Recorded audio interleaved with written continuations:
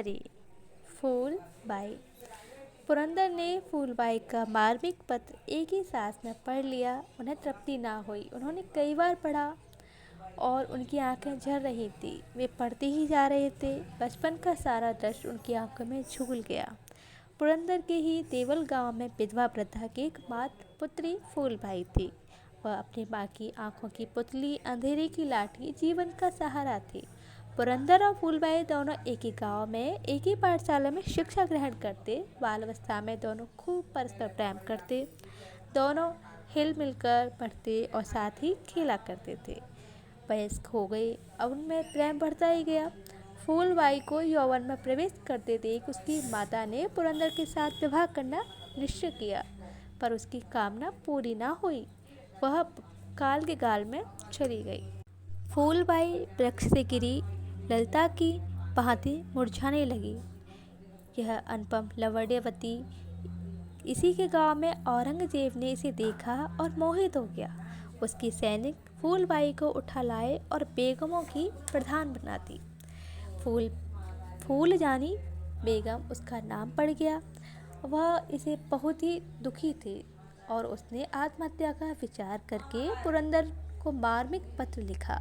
एक बार अंतकाल में दर्शन की कतार प्रार्थना की थी उसने। मेरी सहायता तुम कर सकोगी? आंसू पोंछते हुए पुरंदर ने पत्रवाहिका से पूछा। वह फूलजानी बेगम की प्राण प्रिया परम विश्व पात्र बांधी थी। बेगम साहिबा की ख्वाहिश पूरी करने के लिए अपनी जान भी दे सकती हूँ, उसने तुरंत जवाब दिया। तो मुझे अपनी बेगम के पास ले चलो। पुरंदर बांदी के पीछे पीछे चल पड़े। मैं परम अपवित्र हूँ, मुझे स्पर्श ना करें नाथ, फूल ने रोते रोते कहा। उसकी आंखें आंसू से बढ़ गईं, उनमें बाढ़ आ गई। तुम परम पवित्र हो देवी, फूलन को अपने अंग में लेते हुए पुरंदर ने कहा। जिसका मन और जिसकी आत्मा अपवित्र नहीं है, जो विवश है मन से, जिसने पर पुरुष की ओर दृष्टि भी नहीं डाली, वह नारी काया से बंधन में पड़कर भी अपवित्र नहीं मानी जा सकती। मैं तुम्हें अपनी सहधर्मिणी बनाकर रखूंगा रानी, मैं ऐसा नहीं होने दूंगी। स्वामी, मैं आपके योग्य रह नहीं गई हूँ, रोते रोते फूलबाई ने कहा। आप मेरा कहा मान लें स्वामी, समय बहुत कम है, क्या चाहती हो तुम बताओ मुझे। पुरंदर की आंखें छलक गईं। आपके दर्शन के लिए ही मैं जीवित थी, उसने बड़ी धीरता से आंसू पोंछते हुए कहा। मैं चाहती हूँ अपने ही हाथों आप मेरा प्राण अंत कर दें, मैं पवित्र हो जाऊंगी, मेरा अंग रक्षा पूरी हो जाएगी, परलोक में पुनः आपकी सेवा में आ जाऊंगी। यह कहती हो, ये क्या कहती हो तुम प्रिय? पुरंदर ने उदास होकर फूलन देवी से कहा। मैं जो कह रही हूँ वही ठीक है, आप मेरी लालसा पूरी करें। मराठा राजपूत हैं आप। वह बोल उठी। पुरंदर ने कटार खींच ली, हाथ ऊपर उठाया, कटार चमक गई। पुरंदर का कलेजा धड़क रहा था और हाथ हिल गया, पर फूल के चेहरे पर प्रशंसा नाच रही थी। सहसा पीछे से एक बादी ने हाथ पकड़ लिया। पुरंदर सन्न रह गए। फूल क्रोध से कांप उठी। हाथ छोड़ दे, मैं बेगम होकर हुक्म दे रही हूँ। बेगम ने जोर से डांटा। बादी भाग खड़ी हुई। नालायक बादी ने बादशाह को सारा भेद बता दिया। फूलन ने घबराहट से कहा, आप इस सुरंग से रहा शीघ्रता से चले जाएं। सुरंग द्वार सुसज्जित, अश्व तैयार है। पुरंदर सुरंग से घुसे, घोड़े पर सवार हो भाग निकले, पर औरंगजेब के सैनिक उनके पीछे लग गए।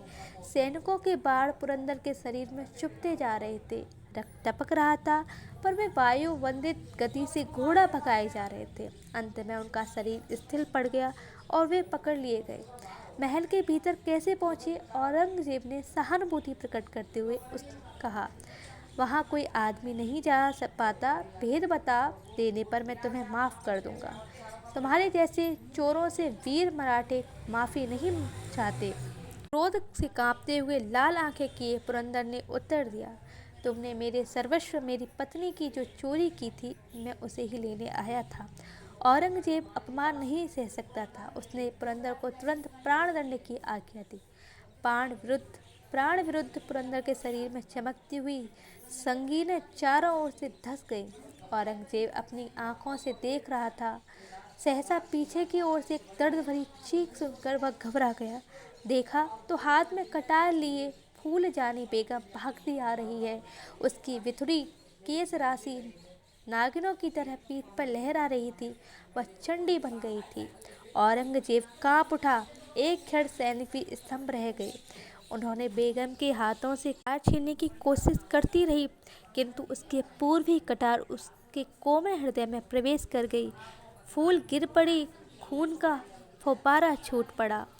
मरते मरते उसने कहा, हिंदू नारी का पति ही सर्वस्व होता है। विश्व की कोई शक्ति भी उसे अपने पति से अलग नहीं कर सकती। महल में बंद रहकर भी मैं इन्हीं देवता के चरणों में थी। इनके परलोक गमन पर भी इन्हीं के पास जा रही हूँ। औरंगजेब ने सिर थाम लिया। हिंदू नारी की पति भक्ति देखकर वह चमत्कृत हो गया। अहमदाबाद नगर किले के बाहर उसने एक समाधि बनवाई। 7 दिनों तक अनवरत रूप से बादशाह के आज्ञानुसार उसकी सारी बेगमें समाधि पर फूल चढ़ाती और दीप जलाती। समाधि पर उसने निर्मित अंक आश्रय का एक फारसी शेर भी खुदवाया था। सुनते हैं, वह अब तक विद्वान है। जो मैं ऐसा जानता सरल बाल का माही, इतना अतुलित प्रेम है फूल छेड़ता नहीं।